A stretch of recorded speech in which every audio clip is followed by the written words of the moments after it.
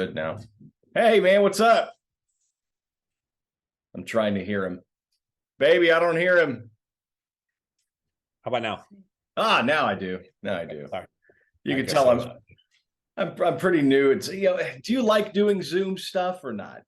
Yeah, I guess Eh, I've got to do it during this COVID thing. But I don't know. I'm not that techie of a guy with this stuff either. So I'm like, thank God somebody could guide it for me and send me the link, and all good. I just had my girl do that. That's why it says you're having a meeting with Michelle right now, and instead Oh, it's me. Well, well, you never know. I notice we have the same profile. Yeah, I see that. Fans of the spike hair in the middle right there, and you and I are All right. also about the same age, which is pretty cool. Okay.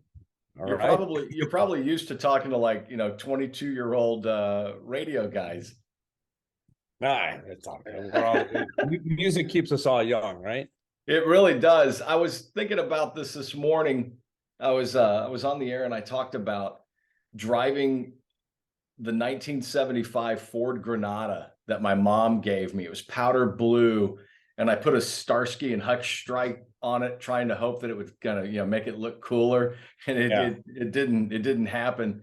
Yeah. Listening to Crocus or Scorpions or whatever, Iron Maiden back then. Did Yeah. you do the same? What was your first car Oh when you were God, growing up? I had a 73 Cutlass Supreme that I bought off my brother because I couldn't afford a car, and my parents, weren't going to buy me a car. So I had to save Yeah. up $300. It was a piece of crap car, obviously. But it got me from A to B most of the time. And so that was my big purchase, my first car. And, graduated in steps of, every time I could just save up a little bit more money, then get something a little bit better, a little bit Yeah. nicer. So I went through a lot of cars, and in my, early from 16 to 25 years old, I think I don't know how many cars I went through. It was just slowly graduating to something a little bit better each time.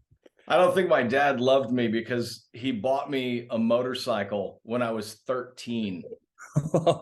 Nice. Yeah, and I was like, Yeah. and then when I turned 15, they finally got me a helmet. Yeah. I had to get I had to make a deal with my dad because I wanted a motorcycle. I wanted a dirt bike, because Yeah. just race around on, not a street bike. And I used to play football when I was younger, and that. So he made a deal with me if I scored a certain amount of touchdowns that season that I could get a motorcycle at the end of the season. So Yeah. there was a goal there. There was some incentive. So needless to say, I ended up, reaching that goal, and I had a good football season, and I got a motorcycle out of it at the end. That's awesome. I guess I should tell people we're talking to Dan Donegan, uh, guitar player, and you do keyboards for Disturbed. I played 10,000 Fists this morning, which is just, for some reason, it speaks to me. It's like one of my favorite tunes from you guys. Awesome. Thank you. No, Yeah. and you've got new stuff coming out, and I had the pleasure of listening to one of the new songs last night. Actually, it sent me like the entire album. I listened to little tidbits of it. Me and my girl sat there and checked out Bad Man, of course.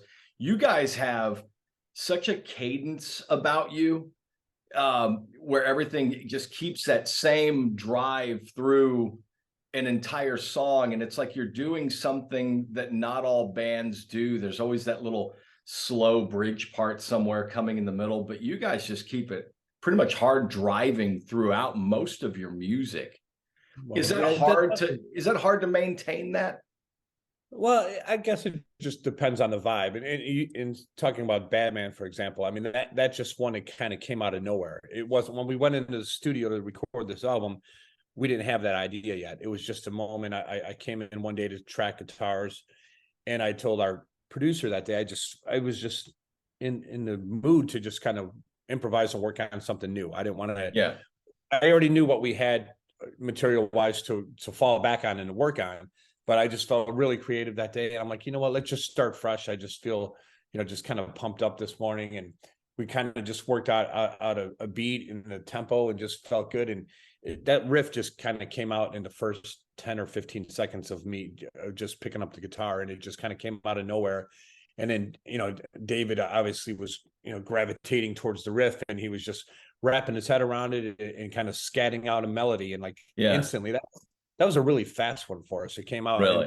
it just felt like, just kind of pummeling from start to finish. I wanted to have that song that was kind of just driving. And then, a couple days later when I got around, after I was kind of cleaning stuff up and fine tuning it, and I got to the guitar solo section, I just wanted to have a little fun with it and use the whammy pedal in the solo and stuff. And something I'd used a little bit in the past before, but it just, I don't know, it was just a little more exciting for me that just kind of just came out of nowhere. And it was just motivating. And, so it came together really good, where we feel strong, obviously, about the song, because we're going to drop that as the second single. So can't wait for the fans to hear that one and hopefully get a good reaction out of it. Was Divisive the first choice for this new album? No, I mean for the title, or for the title. For the title. Is that the first choice? That kind of came early on. Well, I take that back. As Dave was writing lyrics, the lyrics always, come last, for us. And we'll talk about subject matter and certain things that we might want to, write about. Yeah. Divisive, that title, I guess, out of the batch of songs, once it got time to write those lyrics, that title did come up, and it just felt like, fitting for today's times and overall theme, I guess, even though, there's other songs that talk about relationships and stuff like that, but Divisive, obviously, with this environment of this world, and especially this country being, just so divided these days and at each other's throats. And we typically like to take darker or negative subject matter, but trying to spin some light on it and trying to shed light on that and trying to find, just, this is more of a wake-up call of us kind of stepping back and just looking at the fact that, we've become our own worst enemy. And, enough of the temper tantrums on both sides, wherever you fall politically. It's like, instead of focusing so much on the things that we disagree on, we got to find that common ground again to try to unite and bring us back together as a country, because, obviously for the past few years now, we're just at each other's throats. The fuse has grown so short, and it doesn't matter what line of business you're in, someone will pop off and get in your face about something, and you're going, wow, man, 7 years ago, I wouldn't have had to listen to this conversation at all, or this argument. It's not that, everyone's wrong. It's just some of the people that have some of the most wrong ideas tend to be the loudest. And it can be a very tiny group that can come after you or me or anybody and look like millions are against you. And so I just wonder, isn't there something better for these people to do with their time? You would think, but it's like gotten to the point. I know I probably said it, 100 times. It's like at this point, it just feels like there's these groups of people that they can't wait to wake up in the morning to get on social media just to see what they could bitch about and just fight about and attack each other. And who's my target today? What can I be? What can I be mad at today? I'll tell you what, they need to be mad. They need to be mad at the self-checkout lines. There you go. That's one of the most irritating things on the planet right now. There's so many other things to anger you besides, a cartoon, Pepe Le Pew. I'm mad at Pepe. Oh, he was a womanizer. He was going after felines. It was quite different.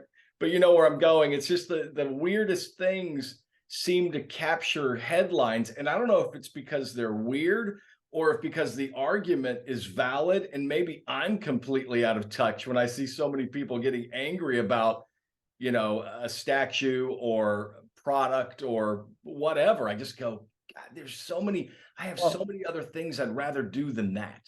It's hypocritical. There's times where, I know I'm going a couple of years back now, but just a few years ago, when people are, certain groups of people are complaining about certain songs, and then they want to ban, Baby It's Cold Outside. I was about to say that. Because it might suggest, a man coming on too strong with the woman. But then that same year, as those group of people are trying to ban that, then Cardi B, Wet Ass Pussy is the number Yeah. one song in the country. So what? It's like, well, you're sitting there dancing and singing along to this song that's not offensive to you, but But maybe it's cold outside yeah, because somebody's stuck in a snowstorm and just, went out on a date and was trying to, come on to a woman. what guy hasn't tried it? No, no, stay here. It's cool. Stay Right. here. I That's what mean, the whole song's about. I play it every year in yeah. its entirety during the holiday season. And I'm like, look, I'm sorry if you're offended. Turn it off if you're offended by "Baby, It's Cold Outside." But I think there's a Right. lot more to be offended about in this world besides, a 50-year-old song. And same goes the other way around. The WAP song, I'm not offended by it. I don't care. I'm all for freedom of speech. If that's what Cardi B wants to sing about, go ahead. If it offends Yeah, me, I don't need to listen to it. I'm exactly. okay. Especially as being an artist. I mean, not just an artist. I think we live in a country. It's supposed to be freedom of speech. And if it's offensive to somebody, you don't have to listen. But you can't just because something offends one person or a group of people that are going to cry over it. It's just kind of hypocritical at times. I thought it was interesting how this group of people tried to cancel Eminem, and it just wasn't allowed. It's you've got all the baby boomers. Nah, sorry, kids, you're trying to cancel Eminem. You just can't. And Yeah. when that kind of thing happens, it's amazing how quickly the subject is actually dropped. I was going through your Instagram because I'm a Mhm. stalker. And you had a couple of really cool posts and quotes. Last night I looked at this. I thought this was the one that really Mhm. struck me. And you posted on your Instagram, "Do you think the price of success is too high? Wait until you get the bill for regret." Right. And I thought, man, that's one that's really going to speak to a lot of people who are afraid to take that chance or afraid to take that Yeah. leap in wherever you are in your life. Yeah. And that A that lot was of one. these. Yeah, a lot of these quotes. I mean, I wish I could take credit for saying I didn't Just come take up with. credit for it. It's on your But, page. It's but fine. I always typically try to, I don't know, maybe I'm the Tony Robbins of rock or something. I'm trying to be motivational, in uplifting and encouraging, because I look, I know you hear a lot of success stories of people that, especially how tough the music business is to break into it. But my whole point, and I always tell my kids, I have two teenage kids, it's like, I don't care what you do. I don't care what you do for a living, as long as you love what you do, if you Yeah. enjoy it. Don't have any regrets in life, and you should just work towards what you enjoy to do and make that your passion. And that's not about money or what you make. It's about waking up and being happy and finding something that you're excited to get out of bed and go to. And I just always try to encourage that. And yeah, I just know too many people that regret not taking those risks Yeah. and not taking those chances, especially, I mean, in my opinion, from the moment you graduate high school till you're almost 30 years old. I think those are the times where you should really just go for it. What do you Yeah. have to lose? Try as much as you want and find out what you actually love out of those things. Right. You I know, mean, before, yeah, I get it. As people get a little older and they get married or have kids and get these other responsibilities that, I know that's a big turning point for a lot of people. They start giving up on those other things because they have a new path in life. I understand that challenge. But if, like I said, those years between 18 and 30, if you're not married by then, you got to go for it. You just really you do. You got to take those chances. I mean, you got to be willing to be okay with being broke and having nothing and struggling and suffering a bit. yeah. And that's what it takes. Did your family want you to have a fallback, or did you consciously have one? You went, well, if this rock and roll doesn't work out, I can always do You this other know, thing. I never in my mind had a fallback, and it's not being arrogant or cocky. It was confident in plan A. And I know a lot of parents, and maybe they can disagree with me. I'm going to say something that a lot of parents might not like me saying to their kids is, I I never thought of a plan B, because to me, plan B is already accepting the fact that plan A isn't going to work. You're Yeah. already set yourself up for failure because you're doubting yourself. You're doubting that it's going to happen. And I just never thought that. And yeah, I did get a little bit that from my parents when I was younger, because I know it's challenging to tell your parent that you want to be a musician, and then they think like, well, you need something to fall back on like that. You Yeah. need to go to community college or get something or get in the trades. And I was a carpenter and I was framing houses and all that, and I was making a good living at it, and it's a great trade. But that it's not my passion. It's not what I wanted to do. So I just, that was just a way for me to earn a paycheck to pay for my guitars and my amps and the things I needed to be Yeah. in the band. But I never had a plan B, because I wasn't going to set myself up for failure. Having a plan B. Yeah. Having a plan B means that you're already thinking you may fail at plan A. So yeah, I totally Right. understand that. Yeah. And you could have other passions. I mean, it's not like, but I mean, I lived and breathed music, and I still do, but Yeah. you can have other passions. There's other things, part of me wanted to be a football player when I was a kid. I wish Well, you've that got the was stuff that size. What are happened you? in You're my like day. you're like 6'2", right? You got the Yeah, size. 6'1", 6'2", and I played pee wee football and all that. But when you're a kid, whatever, you want to be a fireman or an astronaut too. But I think once I got a hold of music, especially my high school years, once I really start diving in with other kids, around the neighborhood that were taking it serious, then that kind of then I knew at that point I had the bug. Once I played my first show as a local band, then I got that addiction immediately. This was Yeah. our drug of choice. That's cool. As soon as I had that first taste of being on stage, and I was scared to death, Yeah. the second I got off stage, it's like, I want more. That's really It was cool. just an adrenaline rush. When you guys come up with an idea, because y'all do a tremendous job at covers, when you did Shout and of course Sound of Silence, everybody always refers to that. Is there like a dinner you guys are at and you go, you know what, I think it's time we did one of these? Or does it just come to you guys during a rehearsal where you're like, you're playing around and then you find yourself playing? And by the way, Styx, Mr. Roboto, I think you guys could just destroy that song. Are y'all sitting around and you go, this would be a really cool one to do or to reintroduce to a younger crowd?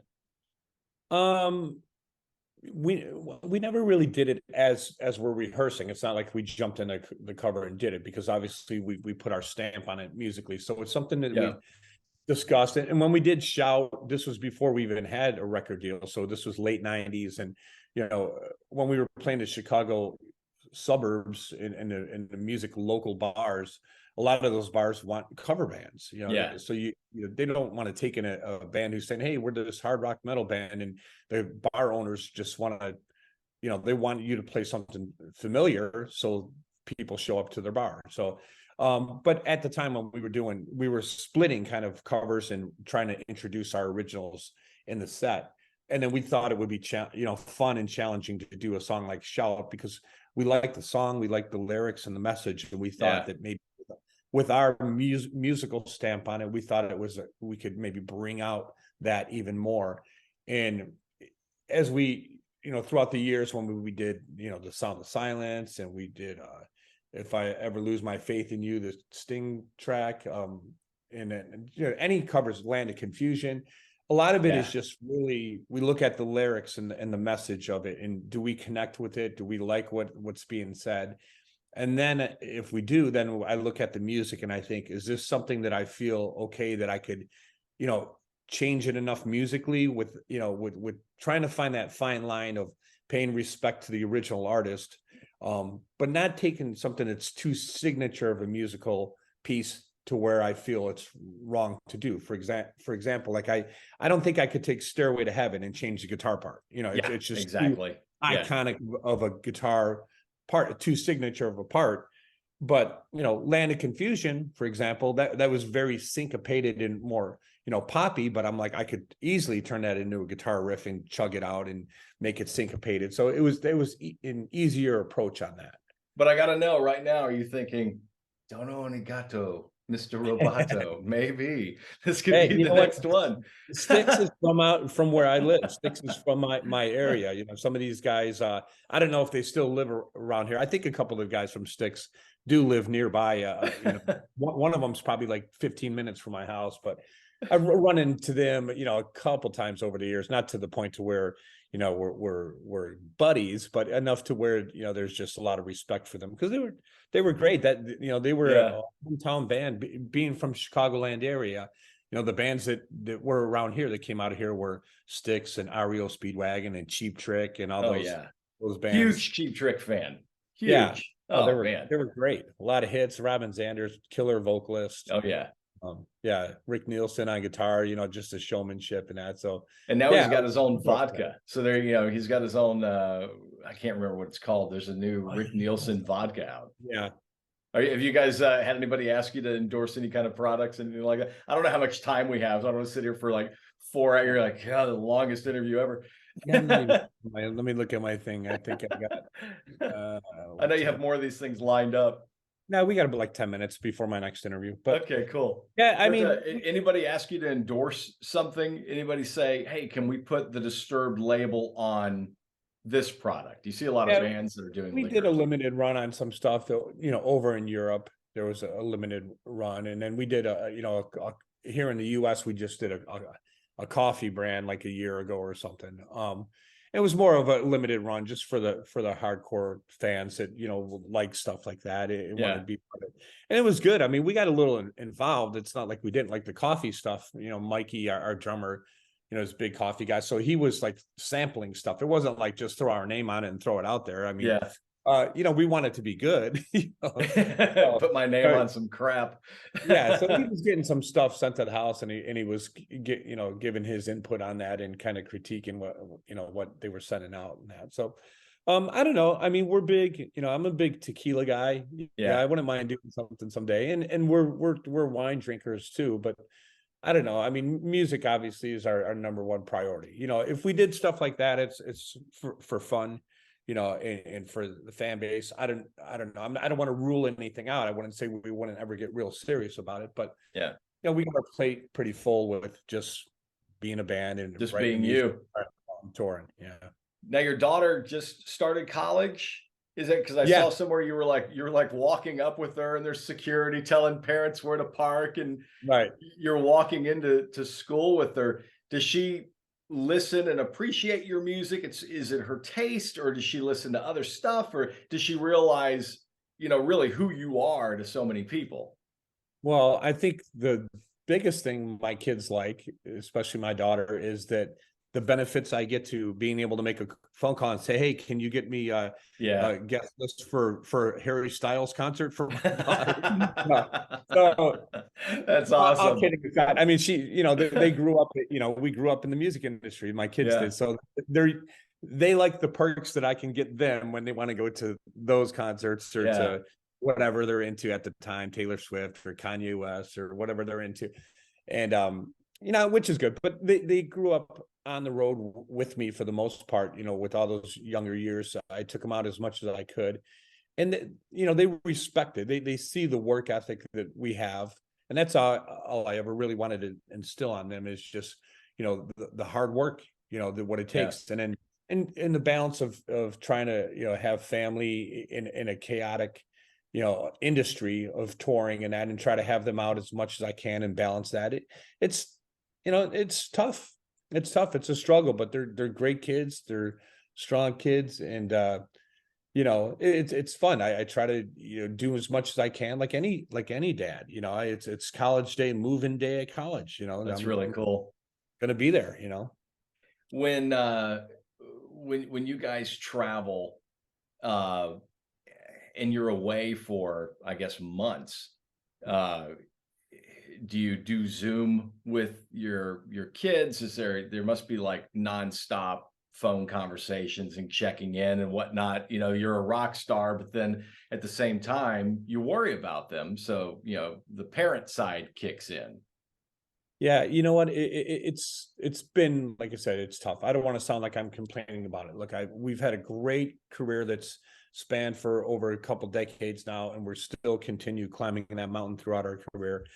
And I'll never take that for granted. But there's a sacrifice to that. Yeah. There's being away, and those times when they couldn't come out on the road. My son, when he turned 1 year old, I was in Germany. And I'm like, Yeah. there's nothing made me feel worse than thinking like, man, I can't even make my son's first birthday. But on the flip side, that same day I'm on stage with Metallica in Germany for 100,000 people. I'm like, well, it sucks that I can't be home, but I'm sure he'll understand. Yeah. But I took a picture of me holding up a sign that said "Happy First Birthday, Justin." And it's those things that you're torn up thinking like, wow, but I'm sitting there, I'm working, and I'm doing what I got to do to try to provide, a comfortable life for my kids, to be able to give them opportunities to send them to school or college or wherever. So it's challenging, but yeah, we've FaceTimed over the years, and unfortunately with my daughter, we didn't have. She's 18 now, but we didn't have FaceTime and all that. I think, what do you call it? Not Zoom. What was the first? Skype. That came like a few years later, but those first few years, it was just phone calls, and just trying to hear her voice over the phone. So it was tough, but there was times singing happy birthday over Skype calls with the kids, or them singing it to me when I'm on the road. And that's just part of the sacrifice that, not only the bands make, but, everybody in the family, the kids, the wives, but that just comes with the territory. You got to go out there and you got to work. And there's many great times with that too. There were times where my daughter might FaceTime me and she was showing me something that she taught herself on piano, or she was playing the ukulele. I didn't even know she played the ukulele. She just picked it up. She just started teaching herself it. Like, that's cool. Like almost overnight. So those were like some really cool moments to be able to have. Thank God for the technology to be where it was at, to make it a little bit more easy to accept when you can see them like that. That's really cool to be at the point in your career where you're doing it for the love of it and the fun of it. And then to have a new album has to be really exciting and sort of wake up that other side of you that reminds you that, well, I'm this is great. I'm a dad but I'm also an artist over here. So that's got to be really cool and probably very exciting, saying, wow, we've got new stuff, because it's been a couple of years. Yeah, well, for sure. I mean, look, this is in our blood. I can't imagine my life, without music and without writing. And this has been therapeutic for us. I mean, everybody in life has some, struggles through life, whatever it is, or some kind of trauma in some way. And this has just been that musical outlet for us. It's been a way to vent and to be able to, especially live music, to be on stage and have that interaction between a fan base and to try to, find that connection with the audience. And, it helps not only us, but the people, the fans in the crowd. They escape from reality. They escape from their jobs or the home life or work or whatever, has them down in the dumps, to be able to go to a concert and forget about all that, forget about different political views. It doesn't matter what race you are, what religion, what your sexual orientation is. It doesn't matter. You come into that room and everybody's welcome, and it's one big group therapy for all of us. It's your really place. Cool. It's your place to come in and escape and see that there is something that we can all unite with. And music's just a powerful thing. Of all the differences we have in the world, you get in a room together and everybody just forgets about those differences. It doesn't matter. You could be standing next to somebody that you don't even know their views. They could be, whether you're black, white, yellow, whether you're Jewish, Muslim, Catholic, it doesn't matter. There's a unity when you're in a room, because music does that to people.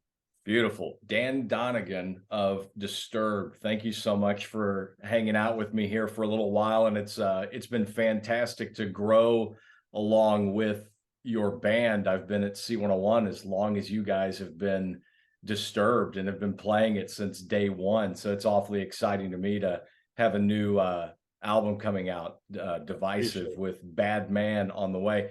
Man, thanks so much for just hanging out with me today. Yeah, You got it, brother. I appreciate it. Very cool. Enjoy the rest of your day. We'll talk soon. All right. Be well. Thank you, man. Take care.